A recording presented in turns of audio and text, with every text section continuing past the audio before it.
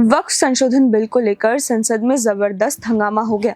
वक्फ bill को लेकर JPC की रिपोर्ट पेश होते ही विपक्ष ने इस पर बवाल मचाना शुरू कर दिया। कांग्रेस अध्यक्ष मल्लिकार्जुन खड़गे ने तो इसे फर्जी ही करार कर दिया। लेकिन अब सवाल ये है कि उस रिपोर्ट के अंदर आखिर ऐसा क्या था जो वक्फ के पक्षकारों को रास नहीं आया। दरअसल रिपोर्ट की माने तो वक्फ बोर्ड ने कुतुब मीनार, पुराना किला, हुमायूं का मकबरा जैसे 280 ऐतिहासिक स्मारकों को अपनी संपत्ति बताया था। इतना ही नहीं, वक्फ बोर्ड ने इन स्मारकों में दुकानें बनाकर किराया कमाया, पुरातत्व कानूनों को तोड़ा और निष्ठा के नाम पर एएसआई की इन सभी स्मारकों में एंट्री बंद कर दी गई। आपको ये जानकर शायद हैरानी होगी कि एक समय देश में वक्फ बोर्ड के पास 52,000 पंजीकृत संपत्तियां थी और आज वक्फ के पास 9.4 लाख एकड़ जमीन पर लगभग 9 लाख अचल संपत्तियां हैं। इसी बढ़ती मनमानी को देखकर सरकार ये बिल लेकर आई थी, जिसको लेकर विपक्ष ने हर सदन में हमेशा हंगामा किया है।